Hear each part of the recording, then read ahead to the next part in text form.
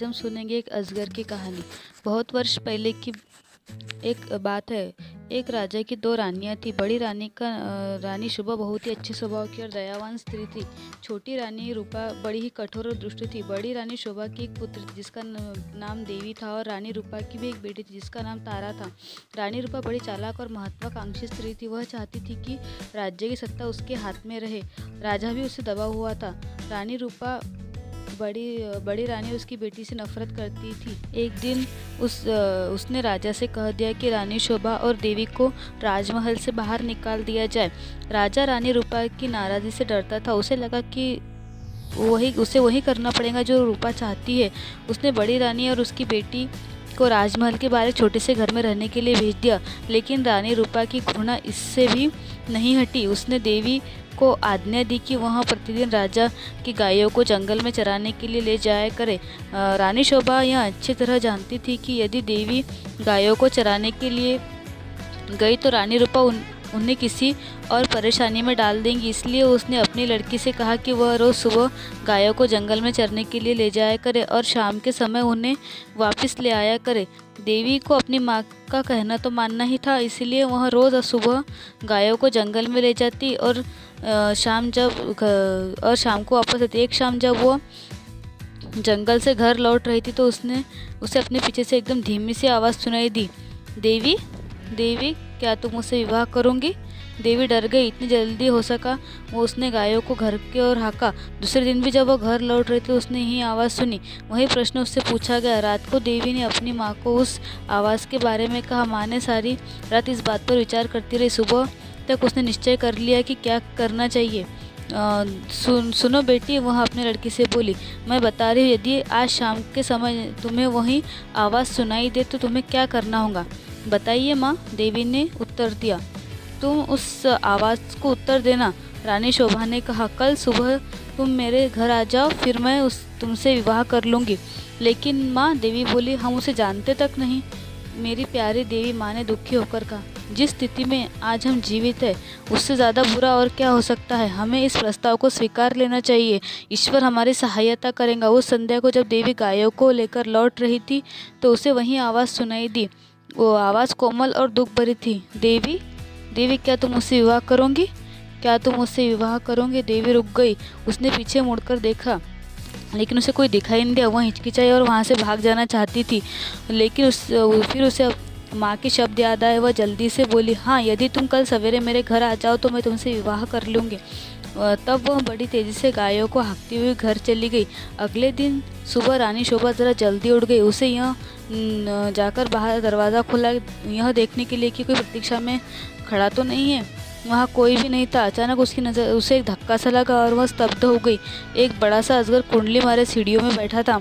रानी शोभा ने सहायता के लिए चिल्लाई। देवी और नौकर भागे भागे आए। क्या बात है? तभी आश्चर्य की बात हुई। अजगर बोला, नमस्कार। उसका स्वर बहुत विनम्र था। मुझे निमंत्रित किया गया था, इसलिए मैं आया हूँ। आपकी लड़की ने मुझसे वादा किया था कि यदि मैं सुबह घर आ सकूँ तो वो मुझसे विवाह कर लेंगी। मैं इसलिए आया हूँ। रानी शोभा की समझ में नहीं आ रहा था कि वह करे तो क्या करे।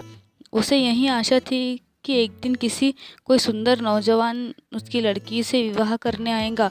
उसने यह कभी भी नहीं सोचा था कि वह एक अजगर होगा। एक नौकर भागकर रानी रूपा के पास गया। उसने सारी बात रानी रूपा को बताई। रानी यह सुनकर प्रसन्न हुई। वह उसी समय अपने नौकरों के साथ रानी शोभा के घर गई और कहा, यदि राजकुमारी देवी ने किसी के साथ विवाह करने का वायदा किया है, वह बोली, तो उसे अपना वायदा अवश्य निभाना चाहिए। रानी होने के कारण यह देखना मेरा कर्तव्य है कि वह अपना वायदा पूरा करे। उसी दिन विवाह हो गया। रानी शोभा और देवी के लिए यह कोई प्रसन्नता का समय नहीं था, लेकिन इतने दुर्भाग्य सहने के बाद भी वे किसी भी प्रकार की विपत्ति का सामना करने को तैयार थी। विवाह के पश्चात अजगर अपनी पत्नी के साथ उसके कमरे में गया। सारी रात रानी शोभा ने प्रार्थना करते हुए बिताई कि उसकी बच्ची ठीक ठाक रहे। दूसरे दिन बड़े ही सवेरे उसने देवी के कमरे का दरवाज़ा खटखटाया। एक सुंदर नवयुवक ने दरवाज़ा खोला। उसके पीछे देवी खड़ी थी। मैं आपको कह नहीं सकता कि आपने आपको कह नहीं सकता कि मेरी जान बचाने के लिए मैं आपका और देवी का कितना आभारी हूँ। वह नवयुवक बोला, मैं एक शाप के कारण अजगर बन गया था। एक वन देवता ने मुझसे क्रोध थे और उन्होंने मुझे यहाँ अजगर बना दिया था। बाद में उन्हें अपनी करनी पर दुख हुआ। तब उन्होंने कहा कि यदि कोई राजकुमारी तुमसे विवाह कर लेंगी तो तुम फिर से मनुष्य बन जाएंगे।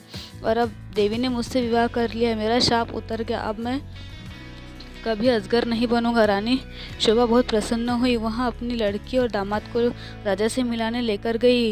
यह बड़ी विचित्र घटना थी। चारों ओर से लोग इस विचित्र नवयुवक को देखने राजमहल में आने लगे।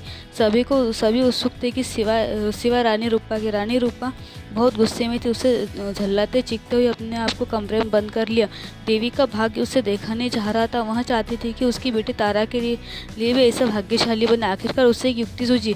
उसने अपने लड़की को बुलाया। देवी का विवाह तब हो गया है, वहाँ बोली।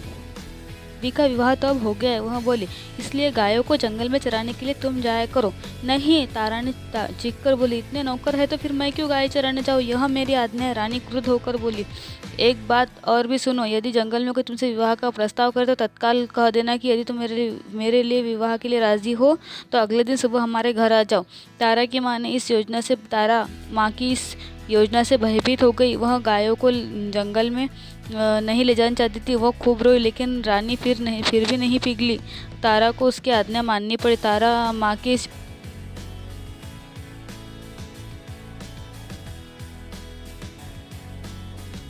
तारा रोज सुबह गायों को जंगल में चराने के लिए ले जाती और फिर शाम को वापस ले आती, लेकिन उसने एक बार भी जंगल में किसी तरह की आवाज़ नहीं सुनी जो यह कह रही हो कि क्या तुम मुझसे विवाह करोगी।